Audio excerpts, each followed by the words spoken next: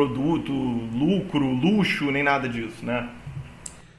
Curiosamente, em todos os comícios do Hitler que a gente vê foto, nas imagens lá filmadas pela Leni Riefenstahl, tá cheio de faixa abaixo o marxismo, abaixo o socialismo. Tudo bem que ninguém entende alemão, mas se esforça, né, um pouco. Eu tenho uma provocação aqui pro Biro.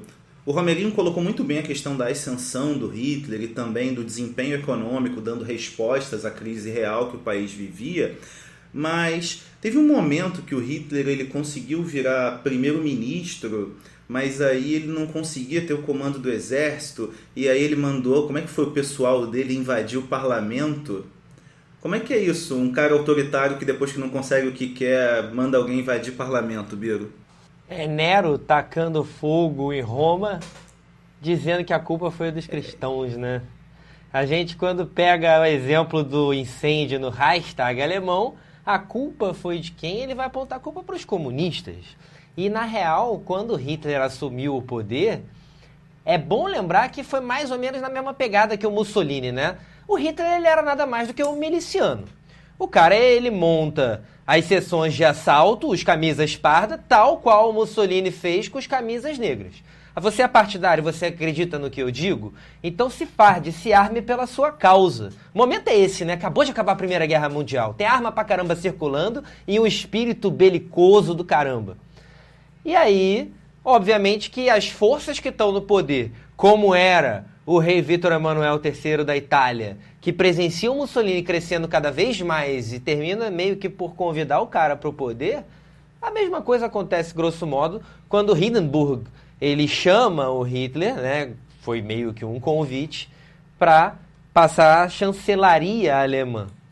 E quando a gente tem o incêndio do Reichstag, onde o parlamento alemão queima, era justamente a voz do Hitler que acabava de sair da crise de 29 como redentor da pátria alemã, indicando, como o Romerinho falou, os inimigos dos alemães e ao mesmo tempo dando sopa, agasalho, edredom para a galera como um verdadeiro líder populista.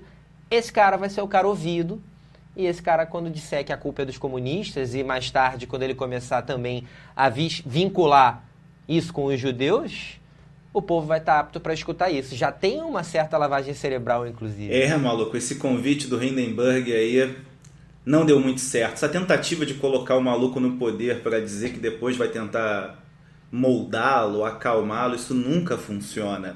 Mas olha só, depois que esse sucesso econômico veio, o cara conseguiu até uma Olimpíada, né, gente? Acabou sendo homenageado pela revista Time americana como Homem do Ano, mas teve que engolir um negro americano vencendo lá no seu país para aprender a acabar com o racismo dele. Mas olha só, como é que começa esse caminho para a guerra? Porque muitos historiadores dizem isso, né, cara? Da Primeira Guerra Mundial ninguém sabe bem quem é a culpada, porque disseram que foi a Alemanha, mas todo mundo ali tinha culpa. Agora, na Segunda Guerra Mundial, a gente pode dizer que foi a Alemanha mesmo, né? Fala aí, Romerinho. Com certeza a Alemanha ela vai estar ali dando os primeiros passos, mas os primeiros passos da Segunda Guerra Mundial. Mas não foram os primeiros passos da década de 30. Você tem que lembrar também que o Japão já estava com uma vontade de expandir sobre o Pacífico e a Itália também estava querendo conquistar territórios na África. Ou seja, às vezes os motivos lembram muito os motivos da Primeira Guerra. Era uma disputa imperialista também. Só que o contexto do Hitler é específico, porque o Hitler está falando para o povo alemão. Então ele vai reconquistar o território alemão. Ele vai anexar a Áustria e os austríacos vão falar, vem, né? Não todos, esse que é o ponto. Ele diz que é a maioria. A minoria, ele some, extermina, vai saber o que vai acontecer. Mas a Áustria é anexada e ninguém fala nada. Depois ele vai cercar os Sudetos da Tchecoslováquia e ninguém fala nada. E a tal da Liga das Nações e a Inglaterra, a França, né, estão quietas, né? E é muito curioso você ver como é que o papel da Alemanha no centro da Europa era muito delicado, porque as potências capitalistas do Ocidente estavam mais de olho na União Soviética lá no Oriente. Então o Hitler, ele, como se dizia muito bem, né, ele fazia parte do famoso cordão sanitário, né, que iria deixar o comunismo para o Oriente. Até esse momento, e aí tem muitas análises que mostram isso, né? Os ingleses e os franceses não queriam se coçar, não queriam se indispor com o Führer alemão. Então ele quer anexar a Áustria, é bom para ele quer pegar a Tchecoslováquia, vai com calma, mas vai. Só que aí a grande questão foi quando ele vai para a Polônia, que era, né, um estado estratégico no leste europeu e um aliado dos franceses e dos ingleses. Ali o Hitler ele já declarou que ele está pronto para enfrentar a França, que ele está pronto para enfrentar a Inglaterra e que, sim, o plano dele era expandir sobre toda a Europa Central. Não só sobre o Oriente, como ele mostrava muito bem, como ele sempre falou que queria derrotar os comunistas, mas eu acho que o Ocidente também, né? Porque um dos primeiros passos é ele tirar foto na Torre Eiffel, é sacanear os franceses, é devolver toda a mágoa, né? Você pagou com traição que eles te dão, é sacanear os franceses pela vingança da Primeira Guerra Mundial. Agora, tem um famoso acordo, né, entre os alemães e os soviéticos, né, Biro? Acho que você pode falar melhor disso, né? Então, é louco pensar como que a Inglaterra e a França, que eram as bastiãs do Tratado de Versalhes, que, convenhamos, ele desmilitarizava a Alemanha, ele descolonizava a Alemanha, ele desindustrializava a Alemanha, ele tirava território da Alemanha, ele impunha uma dívida imensa que a Alemanha não teria como pagar. Cara, a Inglaterra e a França tinham a Alemanha na mão, mas com uma Revolução Russa ganhando cada vez mais espaço, uma União Soviética se formando e também começando a se expandir, a Inglaterra e a França, elas olham para aquilo tudo e falam, cara, a Alemanha, se continuar vulnerável dessa maneira, ela vai terminar sucumbindo ao socialismo. A gente teve a experiência da Liga Espartaquista, que foi reprimida na República de Weimar, que era a Alemanha durante esse período entre guerras antes do Hitler assumir. Então, no final das contas, é aquele grito, né? Comunista! É, moleque, esse grito que ecoa e desespera a gente até hoje. Mas tudo começou muito bem para a Alemanha nesse conflito, né, cara? Baseado em MDMA, todo mundo sem dormir, desesperado, vidrado sob efeito de droga. O maluco avançavam horas e horas por dia. O cara dirigia um tanque sem parar, nem dormia. Desse jeito, eles não tiveram muita dificuldade para começar a vencer seus inimigos. E aí o contrário do que a gente estava falando agora de Primeira Guerra Mundial, né? A Primeira Guerra que foi uma expectativa, o confronto em si. A expectativa era de ser uma guerra rápida e foi uma guerra atravancada, de trincheira que parou, demorou, foi longa, nada acontecia. A Segunda Guerra Mundial pega ali o caminho e vai, engata a primeira, a segunda. E é uma guerra que vai passando com rolo compressor por cima, né? Essa tática da Blitzkrieg alemã, a guerra relâmpago, que ele se baseava em bombardeios, inclusive muitos deles surpresas com a força aérea, a Luftwaffe, que ele havia montado com todo o orgulho dele, ela possibilitou que a Alemanha, antes de junho de 1940, a guerra que começou em 1939, já tivesse ocupado Noruega, já tivesse ocupado Dinamarca, já tivesse expandido por Holanda, Bélgica, Luxemburgo, França. No primeiro momento a gente olha e fala, esses malucos vão vencer.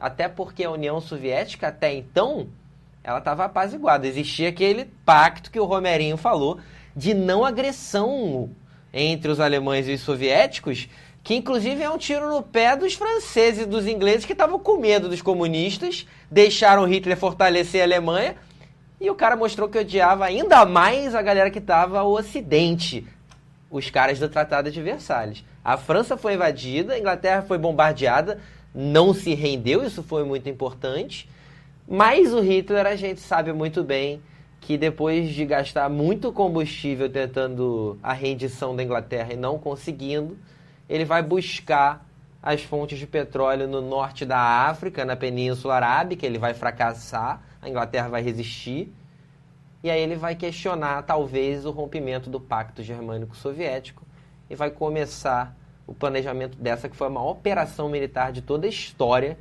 que foi a Operação Barbarossa, de invasão à União Soviética.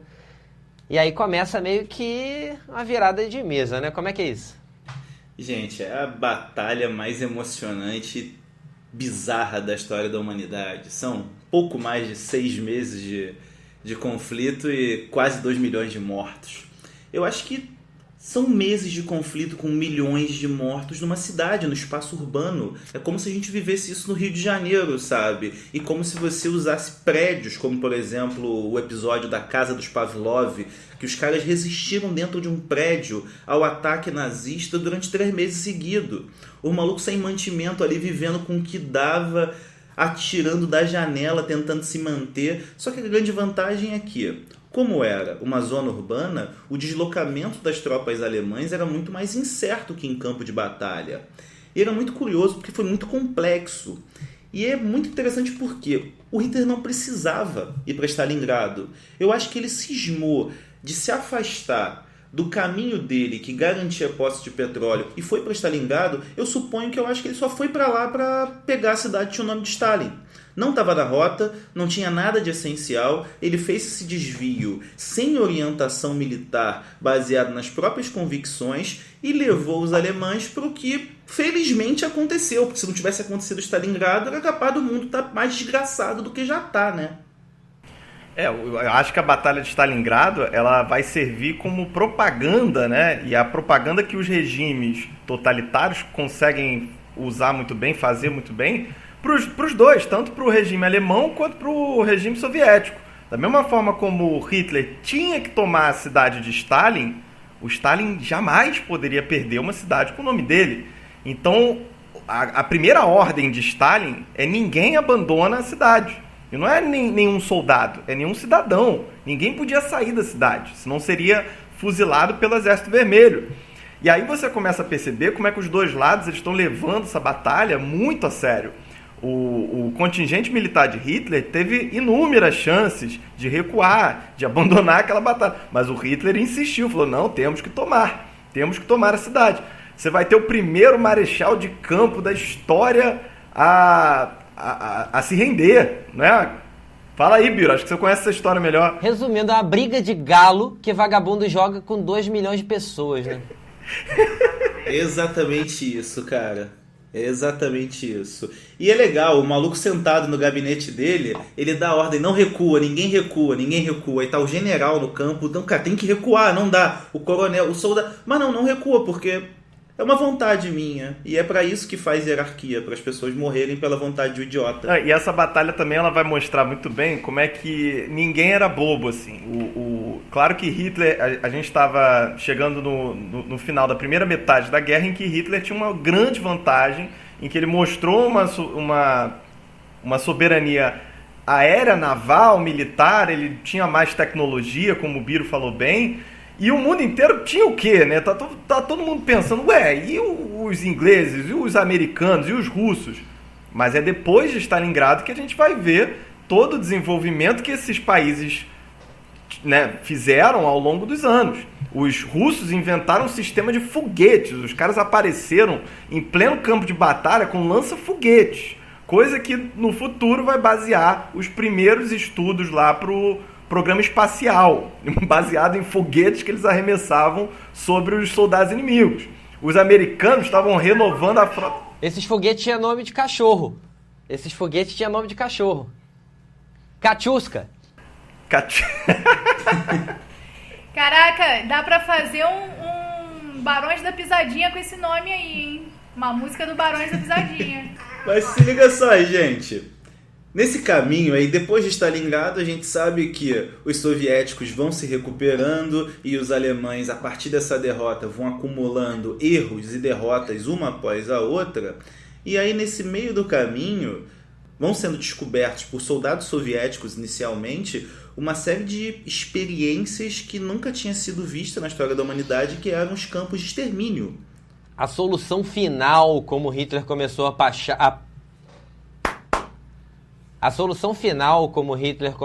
a nominar o que a gente vai conhecer como Holocausto, né? Para onde que estavam indo aquelas centenas de milhares, aqueles milhões de judeus e demais etnias, como eslavos, afrodescendentes, inclusive aqueles que também eram considerados imperfeitos, como portadores de necessidades especiais? Para onde eles estavam indo? E aí só mesmo invadindo o território que a Alemanha tinha ocupado para descobrir. Os soviéticos eles começaram isso porque a Frente Oriental, que partiu de Stalingrado, ela foi a primeira a começar a retomar os territórios pelo qual a Alemanha